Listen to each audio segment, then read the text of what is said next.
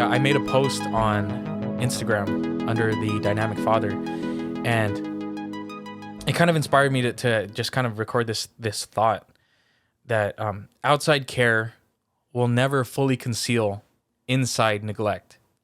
Now, there's this whole idea of taking care of yourself now. It's this big wave and movement of self-care, protecting your mental health and loving yourself, self-love and all this stuff.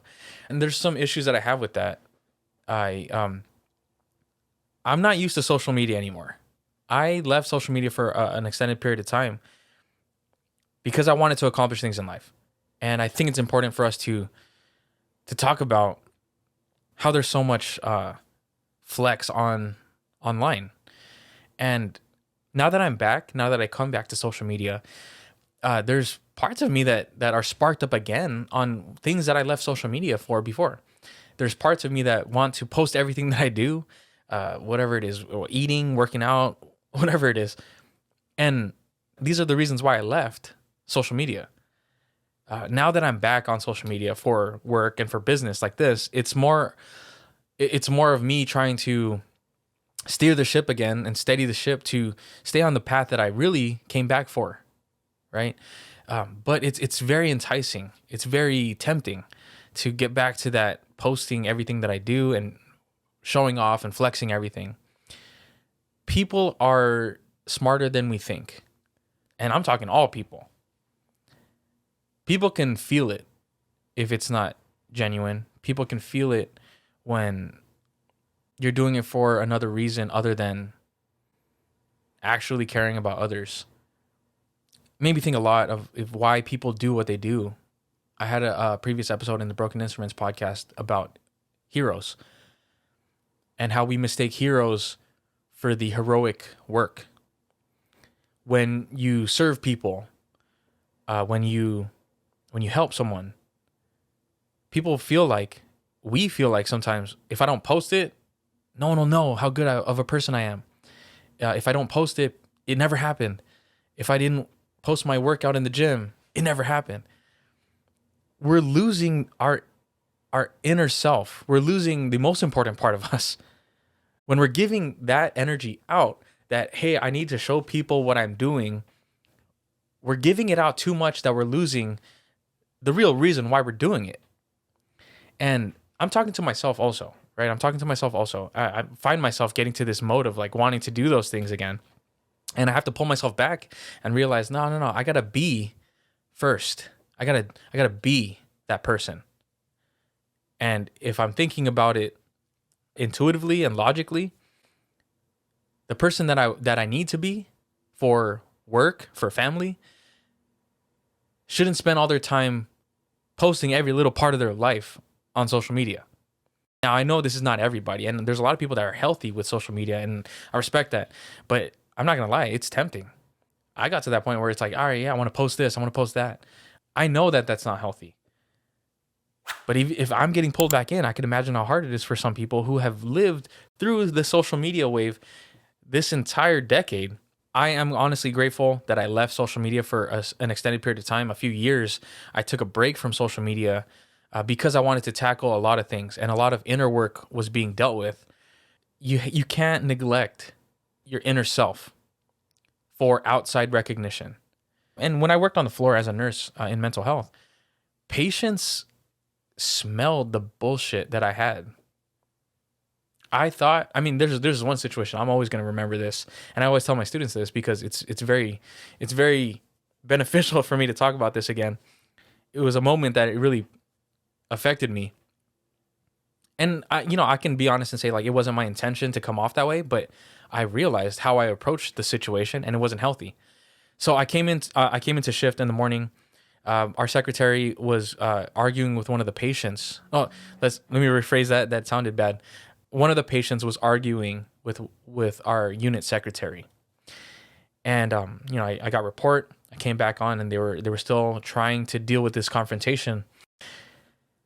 And my secretary pulled me aside, and he said, "Hey, can you talk to the patient? Like, explain to them, the unit protocol, like what we're kind of doing this morning." It was a simple thing, like simple procedure on the floor. Every morning we have a structure, right? and a patient wanted to do something else outside of the structure, and we just had to explain that simply. My dumbass comes into the day room, and I go, "Hi, ma'am. Good morning. I'm Jordan. I'm one of the RNs here today." And that patient tore me a new one. She goes, "Oh, really? Oh, so you're the RN, so I should listen to you because you're the RN?" And I was like, "Oh shit!" Like right away, I realized that was the wrong approach, man. Because I talked first about, oh, like my whatever it is, my label, my position here. And from that moment on, I realized people don't give a shit who you are and who you say you are. People have themselves at the forefront of everything. How do I benefit from this? What do I need to do? What do I need? What do I get? And that's not anybody's fault. This is naturally how we are. Those moments, and every moment from that point, like I realized people can smell selfishness. People can smell when you don't fully believe what you say and you're trying to pretend and make up things and wear this mask and wear this uniform to pretend to be someone else. Now, yes, we have uniforms. Yes, we have positions, but you can't forget that you are who you are.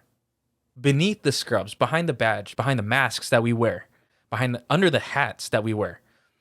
Who are you really? And are we losing that person in order to be someone that appears to be whatever, successful, significant, in a position of power? There's such a big movement of portraying yourself as confident, how to dominate in a conversation. Like, I mean, that's all good, and these are skills that we can use for certain situations. However, that doesn't serve your inner self.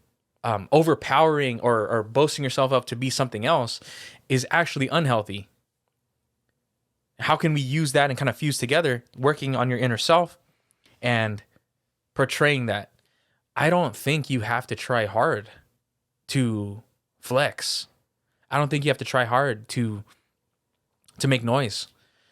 If you are who you are, you might not have to talk as much. I fully believe that if you become and you be that person that's respectable, people will respect you. And the right people will respect you.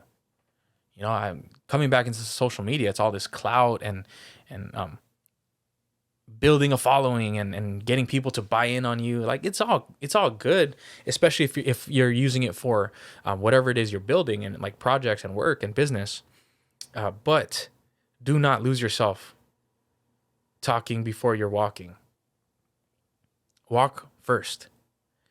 Walk hard. And I mean, at that point, people will ask you, people will see you as that person because there's no doubt at that point. Don't show your trophies first. You don't have to show your results right away. Be who you are. Talk about who you became, how you understand life, what it took for you to understand to get to this point. And I think you garner more respect that way. You gain respect from the right people. You gain the respect from not only respectful people, but you gain the respect from respectable people. And at that point, you have nothing to hide. You're fully who you are. And if people love that, cool. If they don't, that's fine. On to the next page.